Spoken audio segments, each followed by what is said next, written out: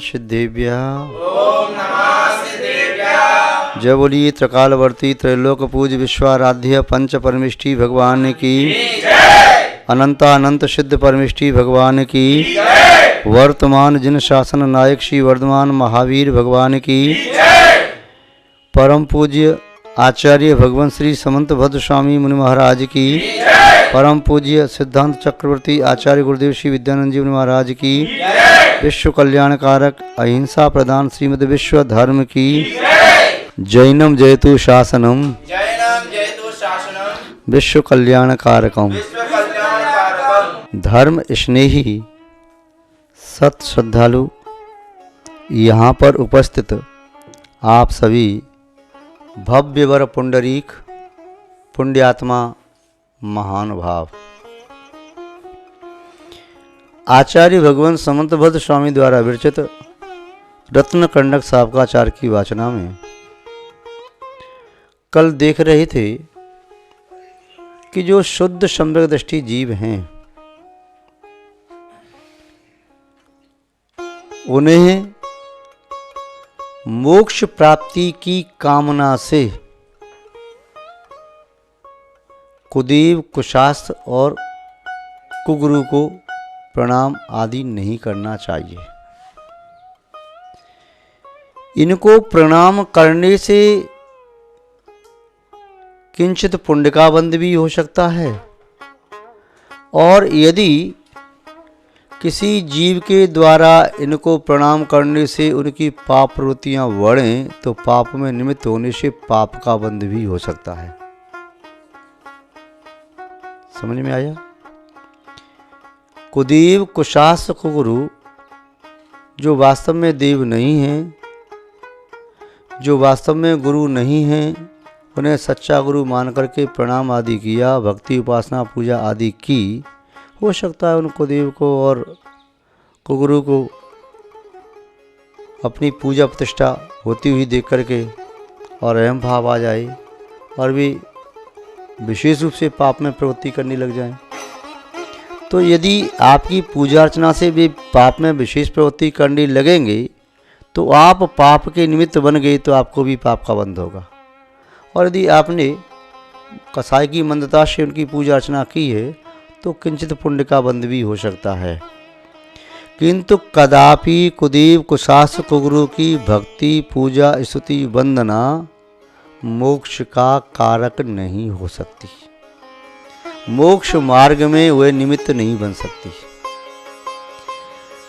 अग्नि उष्णता प्रदान करती है, जल अग्नि में डालें तो उससे अग्नि बढ़ती नहीं है, बुझती है, नष्ट होती है। ऐसे ही मिथ्या त्रय के माध्यम से मोक्ष मार्ग वृद्धि को प्राप्त नहीं होता, स्थिर नहीं होता, दृढ़ता नहीं आती है। मिथ्या त्रय और कुदेव कुशास्त्र कुगुरु ये नियम से मोक्ष मार्ग के विराधक हैं, खंडन करने वाले हैं, मोक्ष मार्ग के अवरोधक हैं। ये बात देखी और ये भी कहा कि लौकिक प्रयोजनों की सिद्धि के निमित्त किसी आशा से, लोभ से, स्नेह से या भय से उन्हें प्रणाम नहीं करना है। आचार्य महोदय सम्यक की महिमा बताते हुए श्लोक नंबर 31 में बता रहे हैं कि सम्यक दर्शन ज्ञान, चारित्र, वैराग्य, तप, ध्यान आदि से श्रेष्ठ होता है। उदाहरण साथ में देते हुए लिख रहे हैं, उनके ही शब्दों में देखें। दर्शनम ज्ञान चारित्रात् साधिमान मुपाश्नुते, दर्शनम कर्णधारम तन मोक्ष मार्गे प्रचक्षते। दर्शनम ज्ञान चारित्रात्, ज्ञानम च चारित्रम च, और यहाँ पर चारित्रात् पंचमी का एक वचन किया, चारित्राभ्याम नहीं किया। पंचमी विभक्ति अपादान अलग होने के अर्थ में आती है। ज्ञानात् चारित्रात् दोनों को कहते तो ज्ञान चारित्राभ्याम। अब यहाँ कहा ज्ञान और चारित्रार्थ द्वंद्व समास समाहार करके समाहार द्वंद्व समास, तो यहाँ पर ज्ञान चारित्रार्थ कहा। दर्शनम, दर्शन ज्ञान और चारित्र से स अधिमानम, अधिमाने अधिक, मान माने सम्मान, प्रशंसा, उत्कृष्टता, पूज्यता को उपासनते प्राप्त करता है। जो सम्यक दर्शन है वह सम्यक दर्शन बड़ा है। मोक्ष मार्ग में सबसे पहले जन्म किसका होता है? सम्यक दर्शन का। उसके बाद में ट्विन स्वरूप में ही सम्यक ज्ञान का। उसके बाद फिर वैराग्य का जन्म होता है। उसके बाद फिर संयम का जन्म होता है। उसके बाद तप का जन्म होता है। उसके बाद ध्यान का जन्म होता है। ये सब गुण प्रकट होते हैं सम्यक दर्शन के बाद। सम्यक के बाद ही अंग प्रकट होते हैं सम्यक दर्शन के। निशंकित, निकांक्षित, निर्विचिकित्सा, अगुण दृष्टि, उपगुवन, स्थितिकरण, वात्सल और प्रभावना। ऐसे माने जैसे गर्भ में जीव आता है और जीव गर्भ में आया तो पहले वो पिंड जैसा होता है। उसके उपरांत उसके 5 अंकुर उसमें से निकलते हैं। एक सिर बनता है, 2 हाथ बनते हैं, 2 पैर बनते हैं, किंतु पहले क्या होता है? पिंड। ऐसे ही पहले सम्यक तो दर्शन मोनी मिथ्यात्व, सम्यक मिथ्या संप्रति और अनंतानुबंधी 4 कसा, ये 4 तो मोनी की हैं। इन 7 प्रतियों के उपसम 6 उपसम से सम्यक पहले पैदा होता है। फिर वह व्यक्ति सम्यक का निर्दोष पालन करता है तो अंगों का पालन करता है। अंग का पालन बाद में पहले श्रद्धा जन्मती है। तो यहाँ पर भी देख रही हैं कि सबसे पहले सम्यक दर्शन है। सम्यक दर्शन के पूर्व क्या होता है? कसायों की मंदता। और क्या होता है? मिथ्यात्वादी की मंदता। फिर मंद होता है तब वह उसको उपशम कर पाता है। अनादि मिथ्या दृष्टि 5 प्रकृतियों का, शादी मिथ्या दृष्टि 7 प्रकृतियों को। तो वह सम्यक दर्शन कैसे? बीज की तरह से है। आत्मा में धर्म का अंकुर पैदा होना सम्यक दर्शन प्राप्त करना है। अंकुर का थोड़ा सा और बड़ा होना, अंकुर 2 एक साथ निकलते हैं। एक नीचे की ओर जाता है, जड़ बन जाता है, ऊपर जाता है तो वह तना बनता चला जाता है। तो दोनों एक साथ निकलते हैं। फिर भी एक बड़ा थोड़ा होता है, छोटा होता है, ऊपर की ओर जाता है, वह पहले आ गया, नीचे की ओर वाला छोटा माना जाता है। तो सम्यक दर्शन सम्यक ज्ञान दोनों एक साथ होते हैं। युगपत होते हुए प्रकाश दीपक ने होई। दोनों एक साथ होने पर भी पहले दीपक की ज्योति जलती है, प्रकाश बाद में फैलता है। ऐसे ही पहले सम्यक दर्शन होता है, सम्यक ज्ञान बाद में होता है।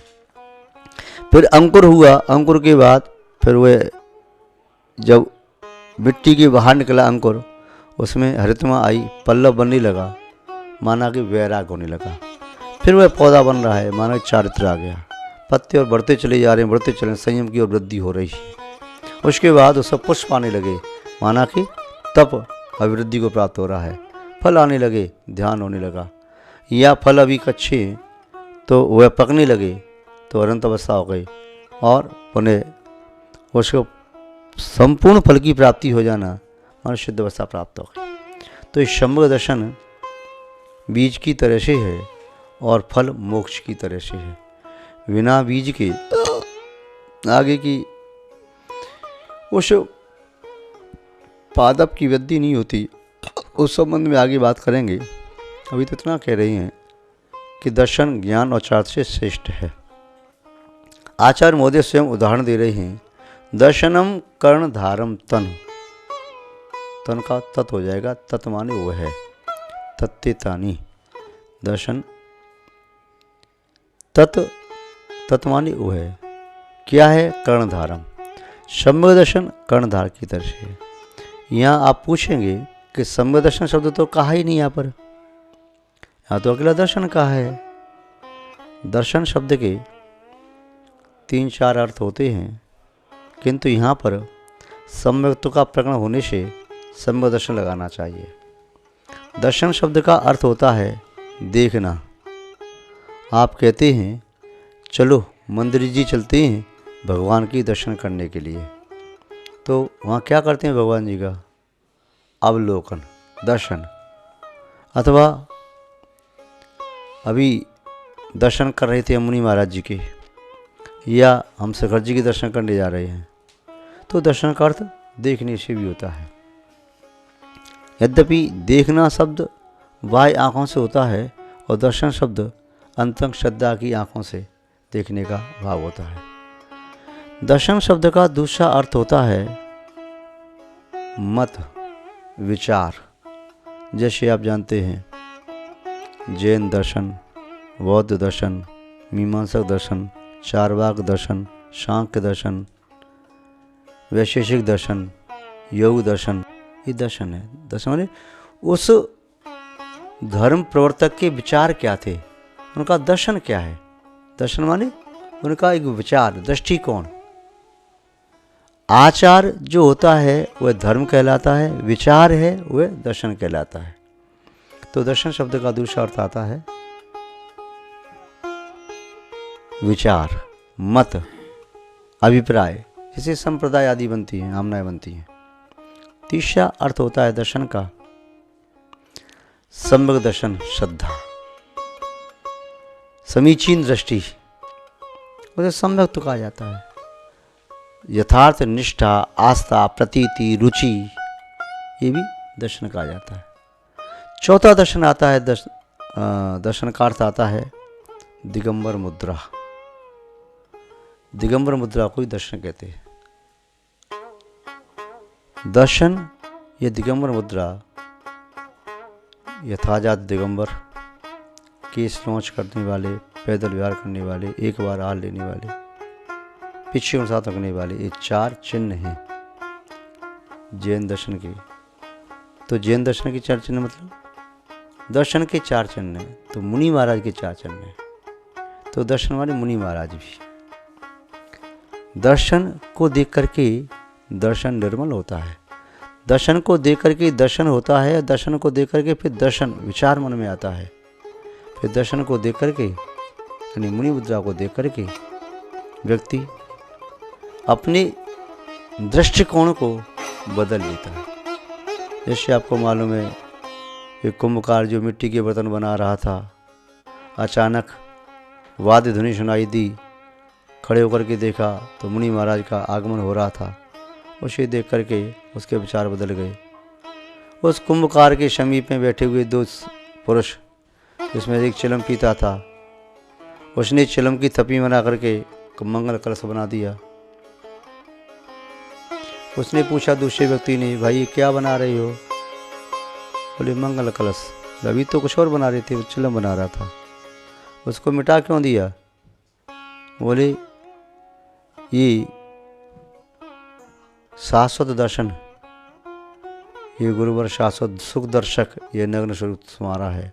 ये मुद्रा, ये दर्शन, ये मुद्रा जिन्हें भगवान की मुद्रा, इसे देख करके, इस दर्शन का दर्शन करके मेरा दर्शन बदल गया, यानी दृष्टिकोण बदल गया, विचार बदल गए।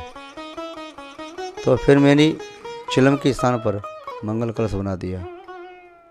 दोनों व्यक्ति जो सामने बैठे थे उनमें से एक ने कहा, अच्छा तो मैं ऐसे चिलम पीने का त्याग करता हूँ। दूसरा कहता है हमारी तुम्हारी दोस्ती पक्की।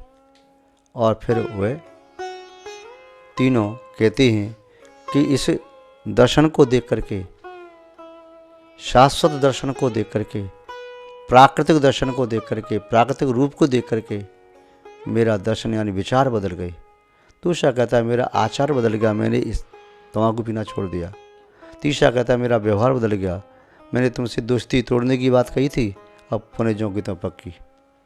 मृतिका कहती है तुम्हारा विचार बदला, आचार बदला, व्यवहार बदला, तो कुछ नहीं बदला। अरे मुझे देखो, मेरा तो आकार और जीवन का आधार ही बदल गया।